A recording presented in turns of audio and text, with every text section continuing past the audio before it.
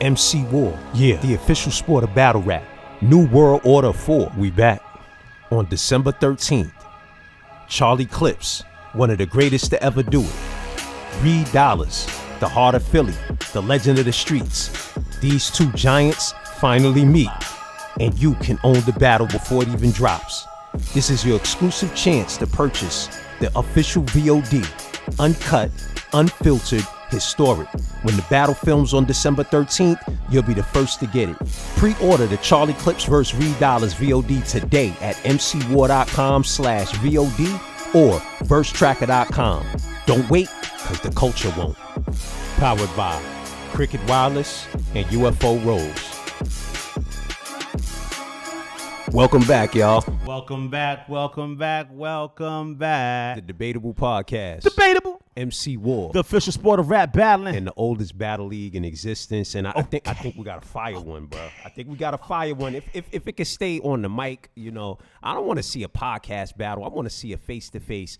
Nems versus Math Hoffa. I missed it, man. Yeah. What's going on? Oh, well, basically, I just saw Nems post on his platform just like a day ago. Maybe it's got like about 6,000 or 7,000 views. Okay. He was like, I like Nems. Yeah. So we had a conversation. And he's with the Yeah, I know. I already know. I definitely know.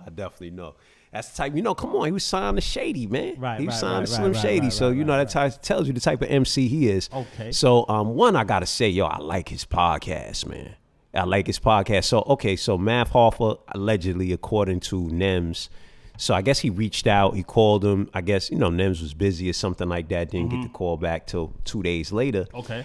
And because, he jumped his podcast back off. He brought Smart back on. He wanted to bring Nems back on. Nems' previous interview did 2 million views. Crazy. With Math Hoffa.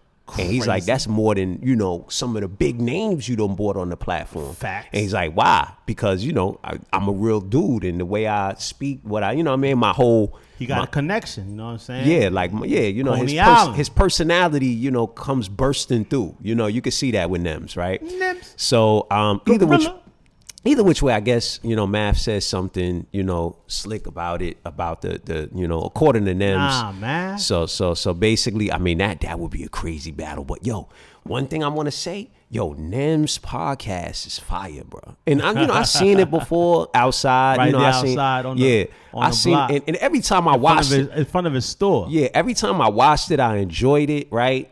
What I liked about it even more is that he was also bragging the fact that everybody with him was with him from day one. Facts. You know what I'm saying? So like even and then I've yet to see, and maybe it's my algorithm, you know what I'm saying? Because I'm not in Jersey City right now. Right. But it's mad Puerto Ricans, you know what I'm saying? Old school, like old Puerto Rican heads on his show, you know what I'm saying? And I haven't seen that.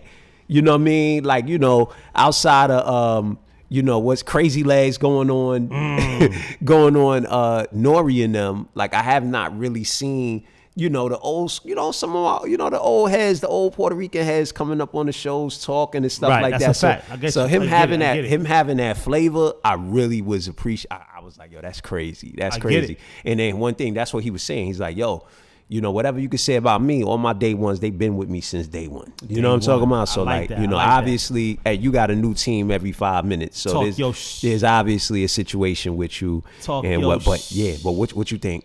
Nems versus Math Hoffa face to face on beat. I would love it. I think Math Hoffa would do his thing. You know what I'm saying? I think Math Hoffa would definitely do his thing. And bada boom, bada bang. And what is it? You know what I mean? I think Nems is definitely a talent.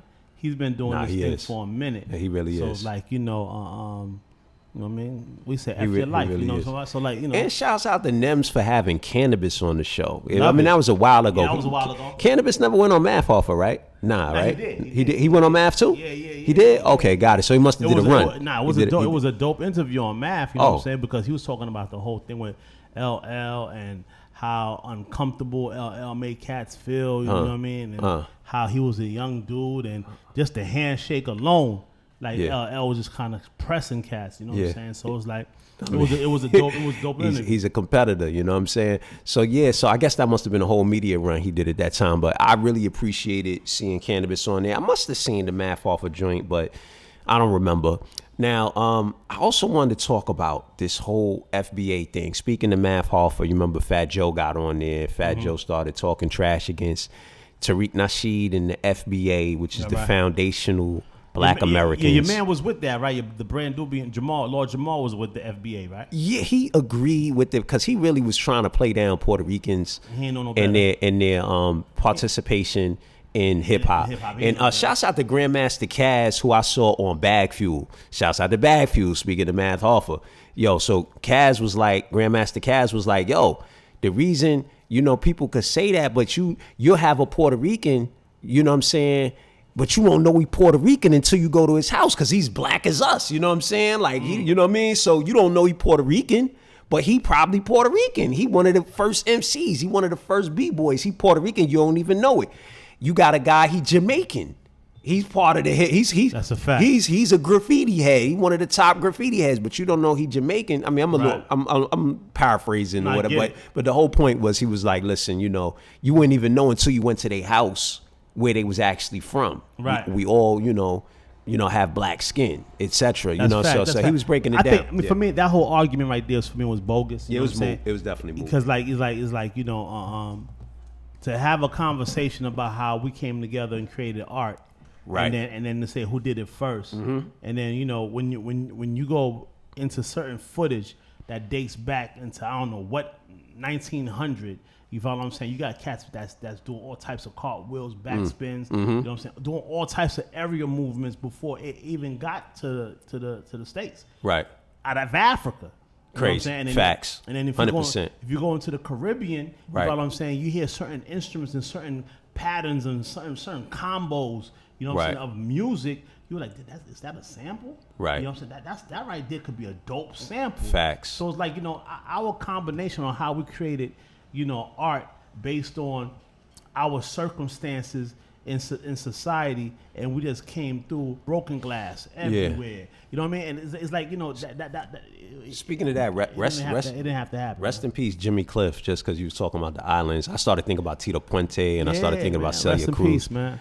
But yeah, rest in peace to Jimmy Cliff, who played a incredible role in Bob Marley's life, you know what I'm talking about, and paved the way for music from the Caribbean, music from Africans world over, Africans in the diaspora. Rest in peace, Jimmy man. Cliff was one of the icons, you know what I'm saying, coming out of Jamaica. Facts. You know what I'm saying?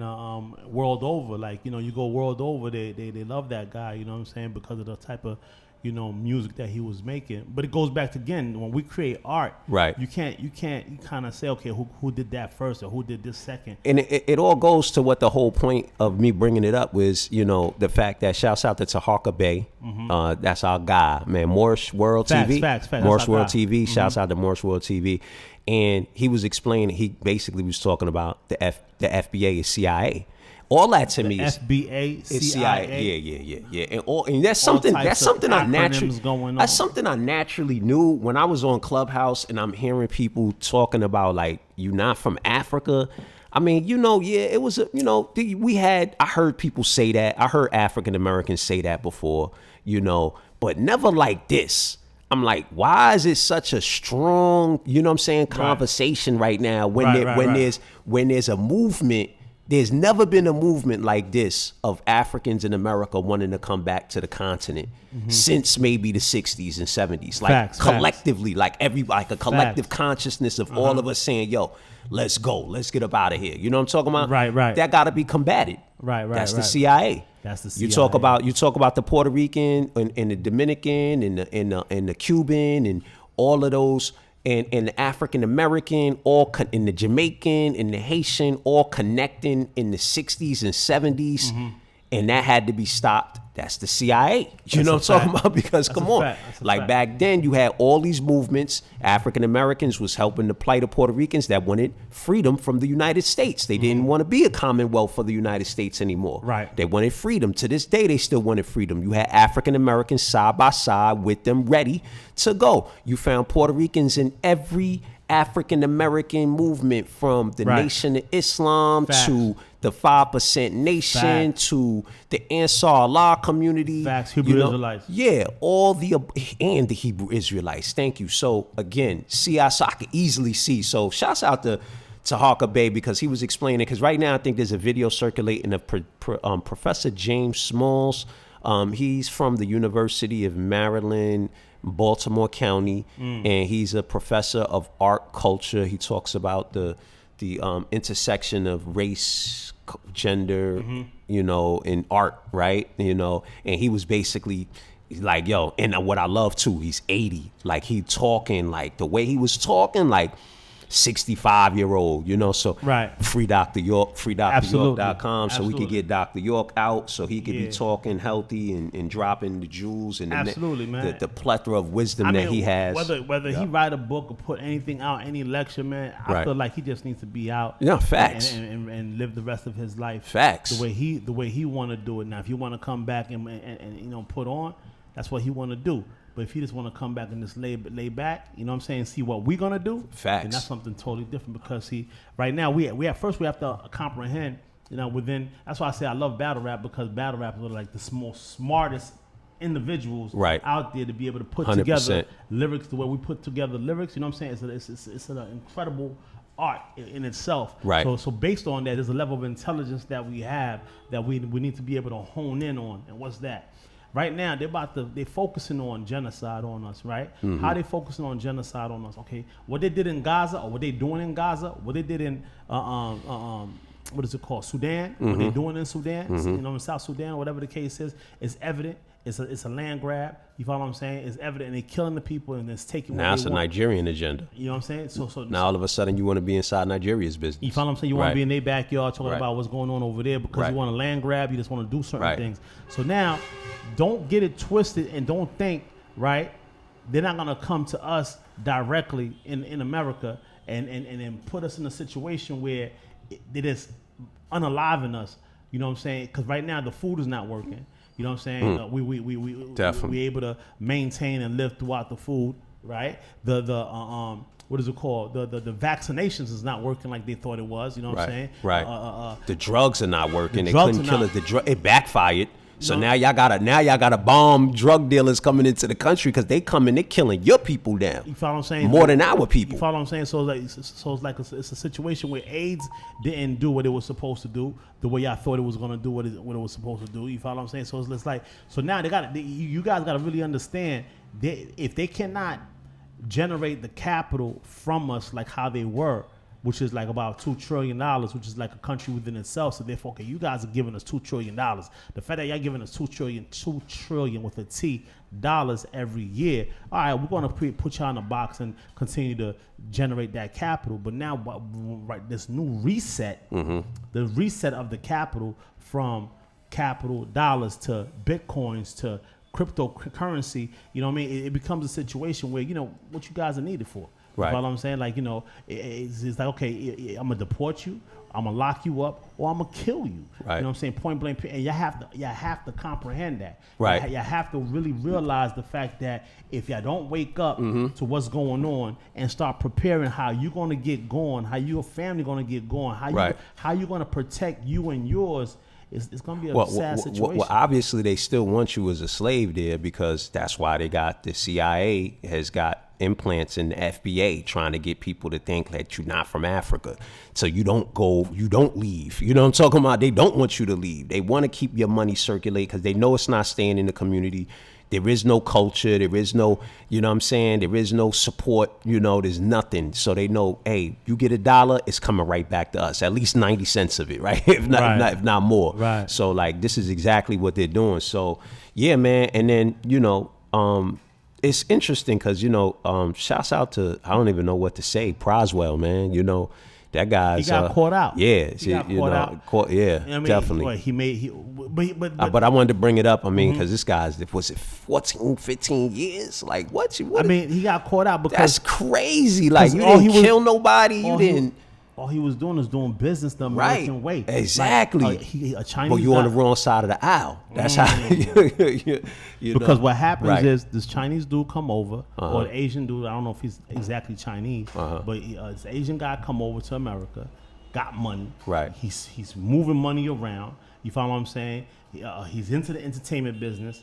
Proswell's there with other entertainers, Swiss Beats, actors. Okay. You know what I mean? So he's mingling with these guys. And Proswell's like, yo, look, I'm about to take some of this money and put it over there with Obama and them. I'm about to put some, you know what I mean? I'm about to get my political connections in place. I'm about to do X, Y, and Z. Like, and in him doing that, he catches a case because he's not a registered. Got him. He's not a registered. Yeah. Lobbyist business, or whatever. You know what I mean? Like, okay. you're not a registered. Got you. Because you're not registered. Yeah. It's a crime. For you to be doing business on the international. He gonna have to wait till Trump get out of office because that's how it worked. You know, that's how the same way Trump got all his people out while.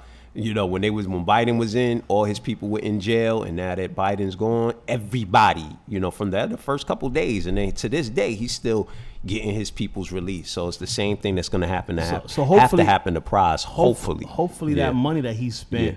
I'm sure. You know what I'm saying? I'm sure, but they got to do it a certain way. Yeah, they got to do it a way, man. Yo, so 50 Cent drops. The Netflix is dropping on the 2nd, man. You saw that? What you said I'm sorry because my mind automatically went to prison. I'm wondering if Proswell's going to be in there with Diddy and what's the other dude, the basketball player? I forget his name.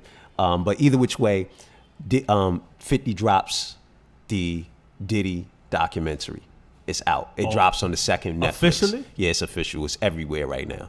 Everywhere right now. And some video footage is circulating of Diddy in prison also. That's on TMZ. So I mean, you know, well, I guess he's already in there. So what you gonna do? I don't think it's gonna make it worse. I don't see them being able to come back with more charges. I think he should be pretty good. You know, but of course it's just further embarrassment. You know what I'm saying for the dude. But I mean, you're kicking him while he down. I don't think. I mean, it was already in motion. But see, that's the type. But see, that's what I was saying on the last episode.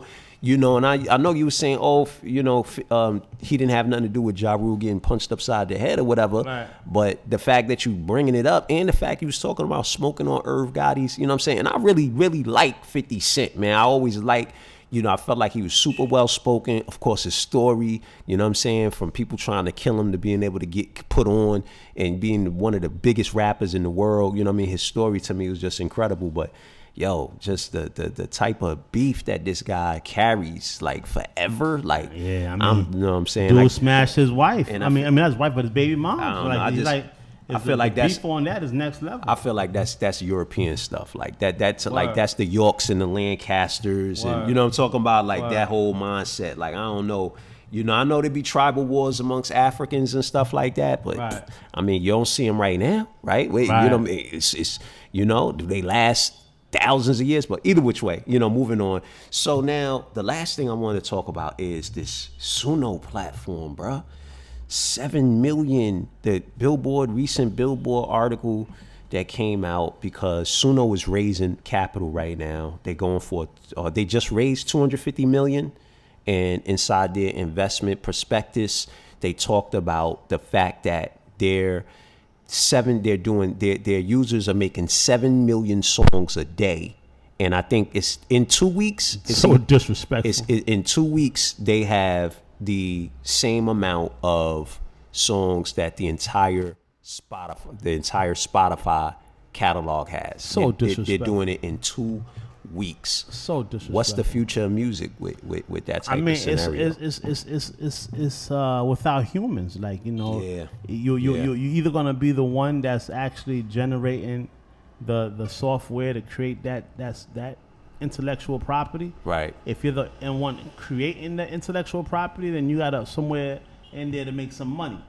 But if you're not the one that's creating the intellectual property and you're thinking about being a straight artist, utilizing artistry, I don't know, you're going to have to do something different. Yeah. I mean, you know, there'll probably be a few artists that'll stand out because I think people they're going to have to come with a platform strictly for analog music. Or not analog, but strictly for natural human music. I'm thinking that's an opportunity right now. What do you think? Does that make sense? Like, you know, does it make sense? Yeah, it makes total. I think that might be a business opportunity, and I think you know, artists can make a way. You know, just like you remember the whole situation with the violinists. Remember, there's a violinist that get paid. I think he gets paid $1 million a minute to play, and he was playing in the New York train station and made maybe like $100, not even the whole day. It took them a whole day to make $100. Right. And this is the biggest violinist in the world. So it's just all positioning. I mean, positioning to me right. is whack. It's just like it's just like, you know, it's whack. Why is it whack? I mean, but what you gonna do? It's the world we in right now. Right, but it's like, you know what it's like to me? Right. It's like, you know, a man dressing up as a woman, going into the world's strongest woman competition and wins. That's crazy. You're a man. That's bullshit. You're a man. Yeah, nah, that's BS. And you're taking the achievements of a woman. Right. So it's like you create this software, and then now you put it out there, and you're saying it's human. Oh man. And it's not human. Yo, and then what I'm saying. I just want on that note real quick. Whack. Sam Altman, who's known for what creating ChatGPT, right? Basically, he don't really believe in God. Yeah, he said the dude Tucker Carlson, used to be on Fox, got his own platform now, was like, yo, so okay, do you believe in God? Kinda, sorta, was his answer. And then the other thing was, have you ever had any connection from God your entire life? No. You know how everybody got a story that like how God touched them? You know what I'm talking about? The person that created ChatGPT, he ain't got not one story of that. So what's touching him? So I don't know. It is what it is. The day and time that we in is debatable. Debatable, man. Debatable.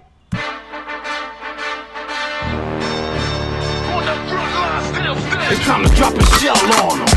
Bang, boogie, farewell, garbage MCs. We got the nails to seal your coffin. Plus this long hammer guarantees we going off on the deal. The sign, the seal, sunny, the streets talking. Now